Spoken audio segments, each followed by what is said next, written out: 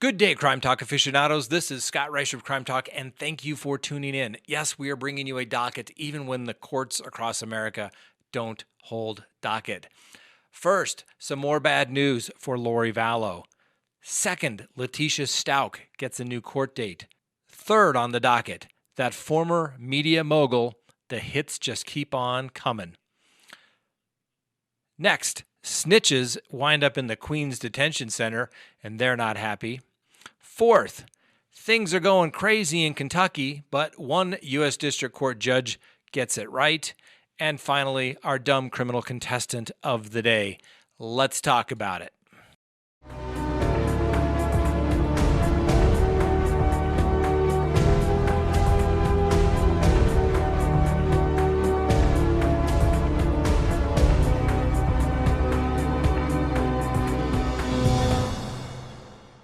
Good day, Crime Talk aficionados. This is Scott Reisch of Crime Talk, and thank you for tuning in. If you have not already done so, we would ask you to please subscribe. Hit that little bell so that you receive notifications of when we put out new content. And as always, leave us a comment down below. First on the docket, some more bad news for Lori Vallow. You all know Lori Vallow. She's sitting in the Idaho Detention Center as it relates to the disappearance of her 2 children. She's been extradited back to the state of Idaho from Hawaii. She has a $1 million bond, and her attorney is trying to have a new bond reduction hearing to get that even lower so that she could get out, because apparently her new husband just can't seem to raise the cash and the collateral to get her released. But there may be a new reason why Chad Daybell is not running to the aid of Lori Vallow. It appears as though he may have some of his own trouble. That's right. Originally, the Fremont County Prosecutor's Office was conducting an investigation into the death of Tammy Daybell. That is Chad Daybell's wife. Well, that prosecutor's office has basically said, we think things are getting a little too big, maybe beyond our resources. Let's have the Attorney General of the state of Idaho take this investigation over. And that they have. And apparently there is an ongoing investigation for conspiracy, attempted murder, and murder as it relates to Tammy Daybell. And whom, might you ask, might be 2 people of interest? That's right, Lori Vallow and Chad Daybell.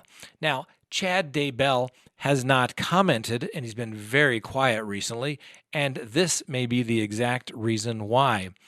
Now, Mr. Chad Daybell has retained counsel, but he is not speaking.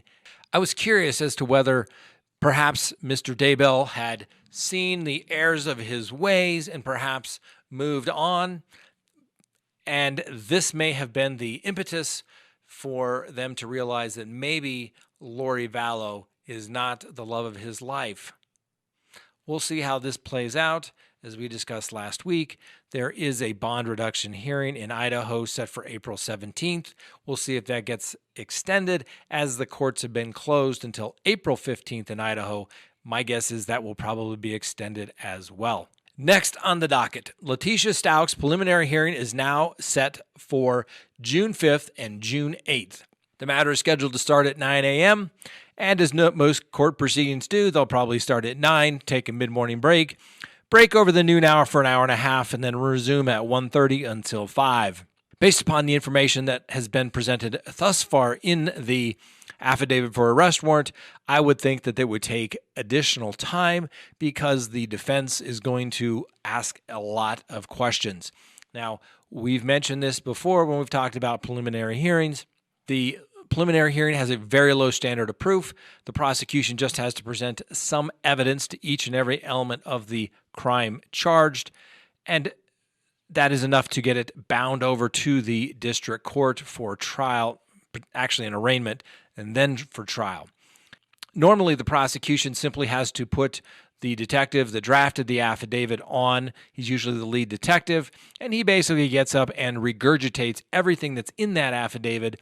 And obviously, there's been some additional charges, and obviously the location of the body of young Gannon since that affidavit was presented to a judge and a judge signed it. So there's going to be some interesting information coming from that hearing. Now, the defense, normally when I go to a preliminary hearing, normally you want to limit it. You want to focus it. But I want to know everything I can at that preliminary hearing. The chances of the case going away for the defense at a preliminary hearing are little to none, okay? I've had a handful of cases, maybe a couple of counts, but only one case completely thrown out at preliminary hearing. And even then, the prosecutor can then just go to the grand jury if that were to happen. They would have to mess things up pretty badly for that to take place. But when I like to conduct a hearing, particularly in a homicide hearing, is give me all the evidence you got. Let me know, what other evidence do you have that you are going to rely upon to convict my client? Because I want to know so I can go investigate it and attack those assumptions that you believe, Mr. Prosecutor, are true so that we can raise reasonable doubt. This case was set out until June 5th because a lot of the courts are set out that far, and the defense said that they needed more time. It wouldn't also surprise me if the defense says we need more time to prepare and to investigate, and that their investigation's been limited as it relates to this whole coronavirus and the shutdown here in the courts. We will continue to watch this case and update you. What do you think? Do you think they're going to be able to make the evidence? What is curious to me is what evidence links Letecia Stauch to being in Florida. We know she rented a car. We know that she had some travel plans, some searches, but how do they put her there? Or was someone else involved? Let me know what you think. Next on the docket, more trouble for that former media mogul. That's right, a Mr. HW. And why are we saying HW? Because if we say the full name, somehow YouTube likes to say that that video is not appropriate. So we're just going to limit it to former media mogul. Well, as you know, former media mogul was convicted in New York, sentenced to basically what was more than likely a life sentence given his age. And he also had legal trouble pending in the state of California. Well, the state of California, obviously still working on the case. They're doing their investigation. They go out and are interviewing witnesses that they believe are going to be corroborative. Things are going to help show that an event happened by saying, yes, I remember that event as well. Corroboration. DAs love corroboration because nobody likes to take the word of just one person. They like corroborating facts to say, yes, that person is in fact telling the truth.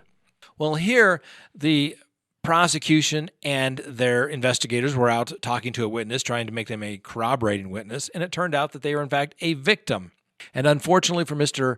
Media Mogul, that victim event that she alleges happened to her was within the statute of limitations. So what is a good prosecutor to do?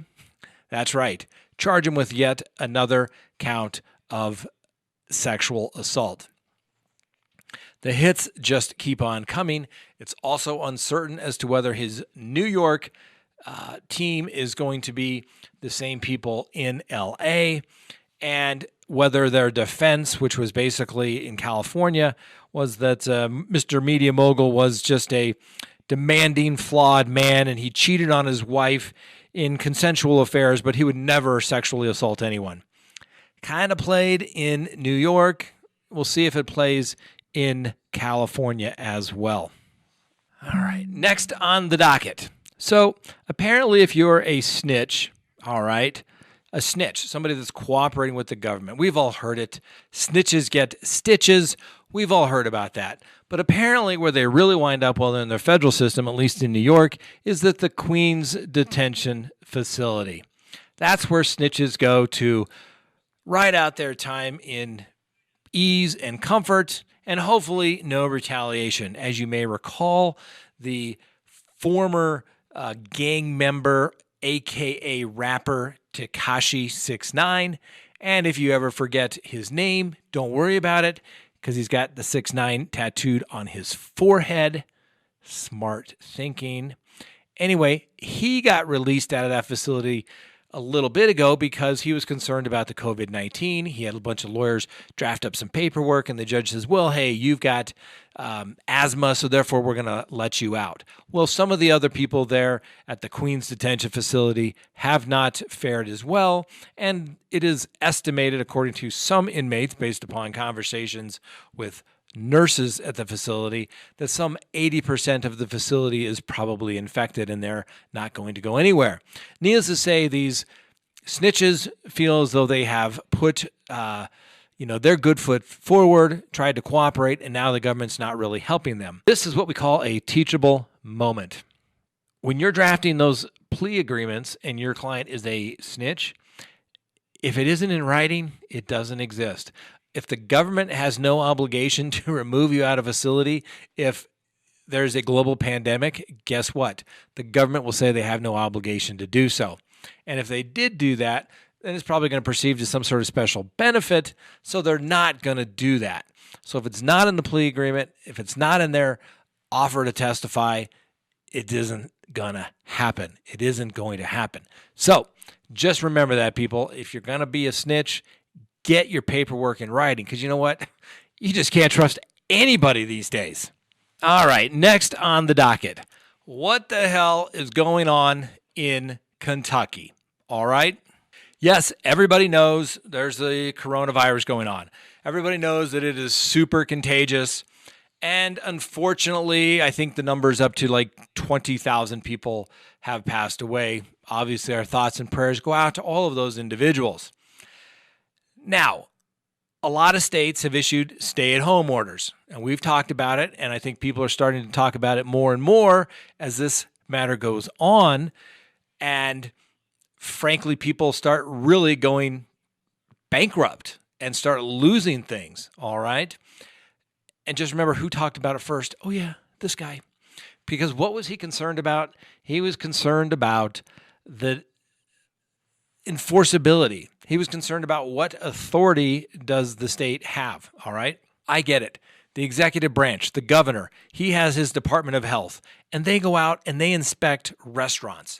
And I would want them, and I would expect them, to, if they walked into a restaurant and there was filth everywhere and little mice running across the food, shut them down.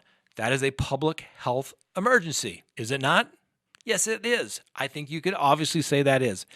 But it's specific. We're going to shut this restaurant down, these operators down, because they don't know how to run a clean and sanitary business. And we're going to shut you down till you fix it, or if you can't fix it, we're just going to take away your license and you can't run your restaurant.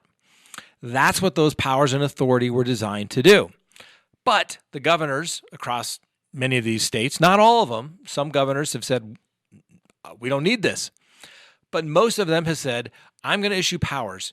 I have these powers to issue orders, and these orders are going to be almost like an edict, because remember, it's not really passed through the legislature. It says people need to stay at home. And then, of course, you read it, and we've read through them before. Just about everybody is essential if you want to be, and it's somewhat arbitrary and capricious. So, for example, here in the state of Colorado, we have the city of Denver, the city and county of Denver. And our mayor said he's going to shut the city down. Everything's going to be closed. And they said, well, does that include liquor stores?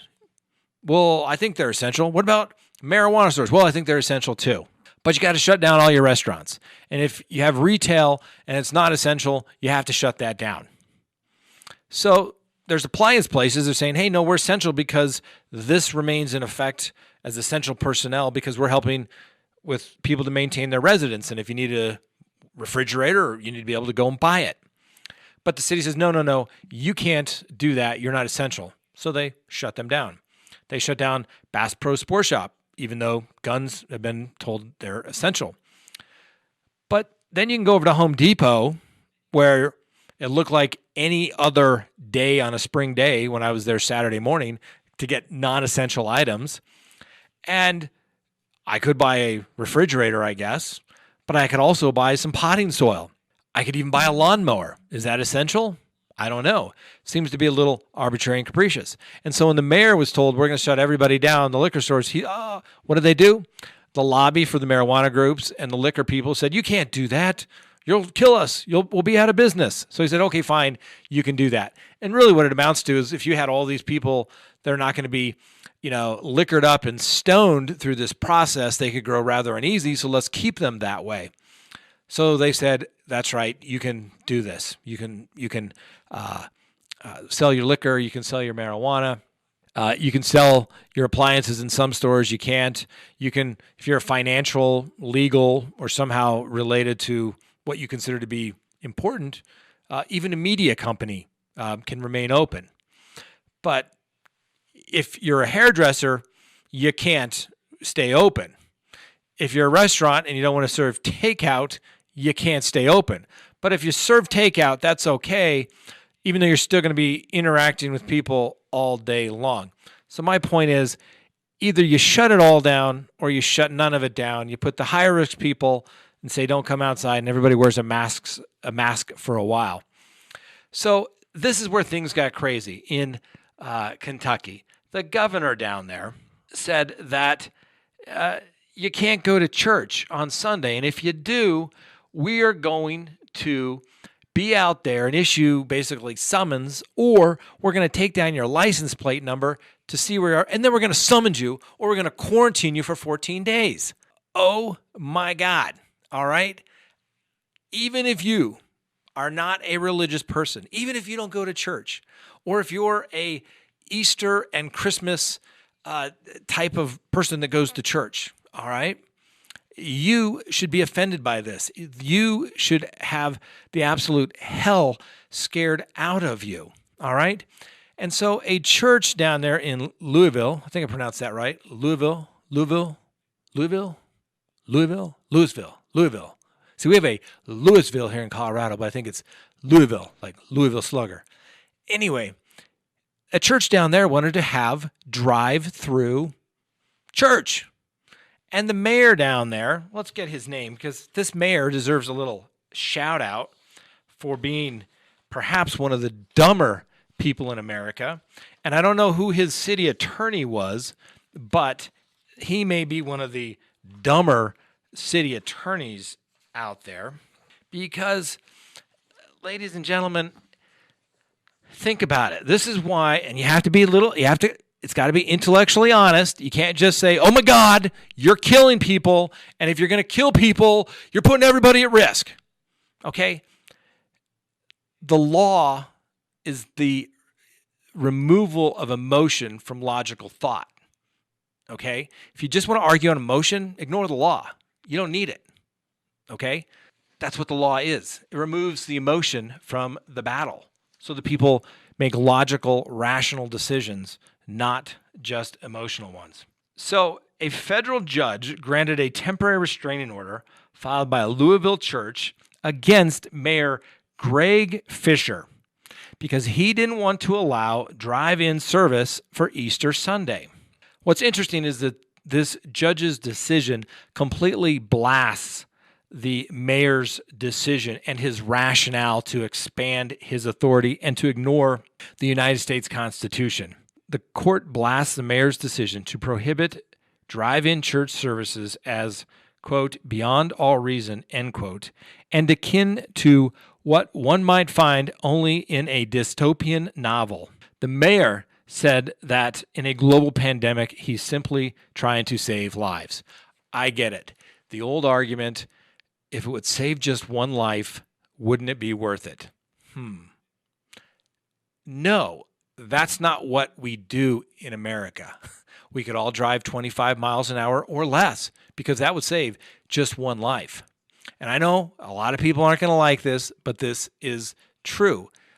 I want dangerous freedom. I want my individual rights because that is the job of the government to protect my individual rights and not to take them away. And if they can't protect my rights, at least maintain what I have, then they have a problem. So the court went on basically saying that this mayor should probably take a look at the Constitution, those first 10 amendments, the important stuff, right?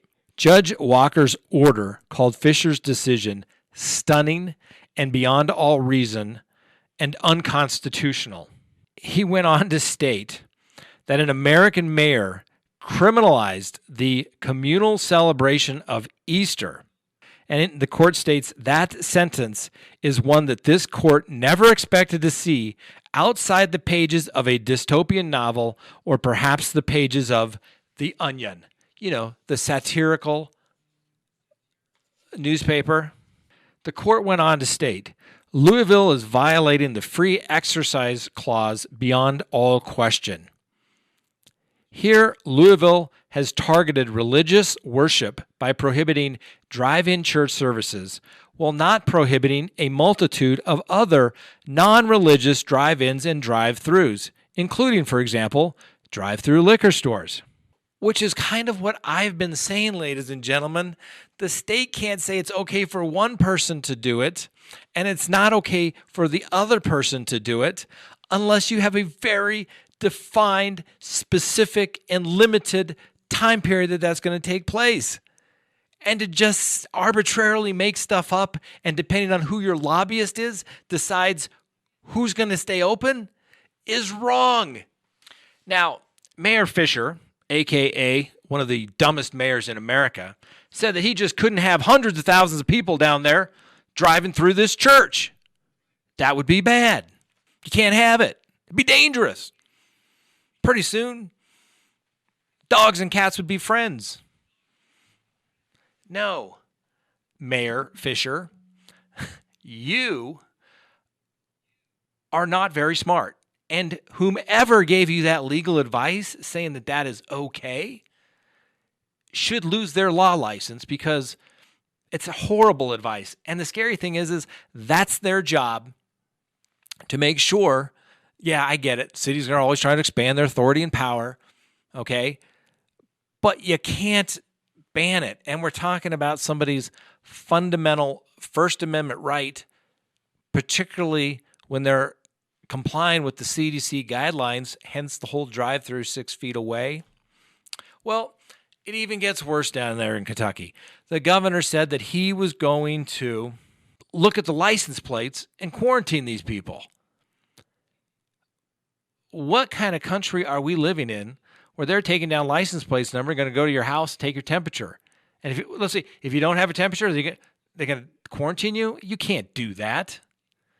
You have no evidence that they've done anything wrong. They've come in contact with anybody. And we already know if somebody challenges that order, it's probably going to be found to be in violation of the United States Constitution. And I get it. Everyone needs to do their part. But ladies and gentlemen, the Constitution does not get suspended because it's the convenient thing to do. That's how despots and people with power gain their authority. They say there is an emergency and they try to expand it. And they'll say, well, next time we'll just take a little bit of power because we did it before and look, we gave most of it back. Yeah. Do not trust them, ladies and gentlemen. All right. I'm just your friendly local neighborhood criminal defense attorney who I'm sure will be having clients that have to challenge these types of matters. And those are the arguments that people are going to make. You don't get to suspend the Constitution just because you think it's going to be convenient. It's an emergency. Remember the last time we thought it was okay to do that? Yeah, we put Japanese Americans into internment camps. Well, it was an emergency, so it was okay. That's what a lot of people are saying back then. We all know it's wrong now, and people will be saying the same thing again because, frankly, I don't think it's going to be as bad as people are saying it is. So we're not trying to get political. We believe this is a legal question. Yes, nobody wants anyone to die earlier than they absolutely have to. We all know death is a certainty. But in the words of Marcus Aurelius, it's not death that a man should fear, but he should fear never beginning to live.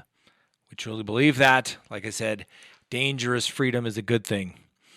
And from one other quote I think is worth noting here as well, the only power any government has is the power to crack down on criminals. Well, when there aren't enough criminals, one makes them.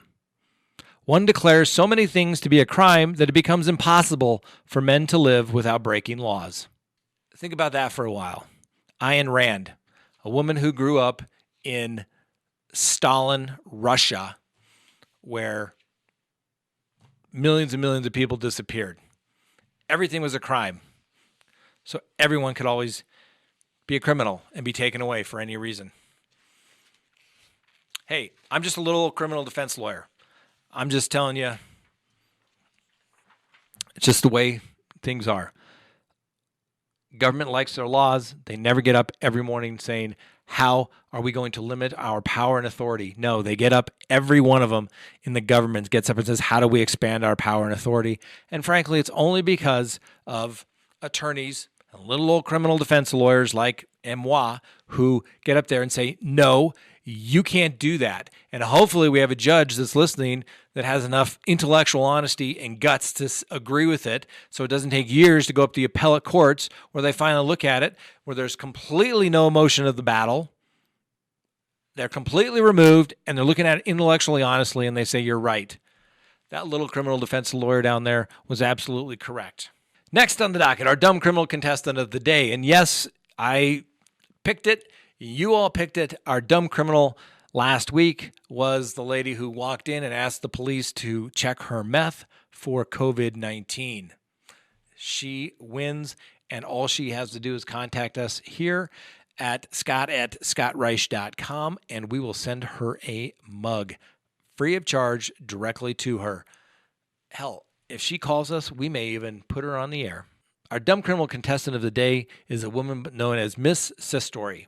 Now, Miss Sistori is 42 years old, and for some reason, she went around delivering in little plastic egg containers and placing them in a mailbox. And when you opened up the little plastic egg container, you found a rant about some of the local clergy, as well as some pornographic material. It's unclear as to why Miss Sistani wanted to distribute the rant as well as the pornography. But what that did get her was a charge of obscene material, driving without a license, violating a state order barring no travel that is non-essential. Because this was not essential, ladies and gentlemen. No. And if we let people do this, next thing you know, they'll be going down to your Chick-fil-A or McDonald's and getting some food, and maybe they weren't even hungry. And the slippery slope begins. Miss Sistani was ultimately arrested, charged with distribution of obscene material, driving with a suspended license, and violating a state order barring non-essential travel.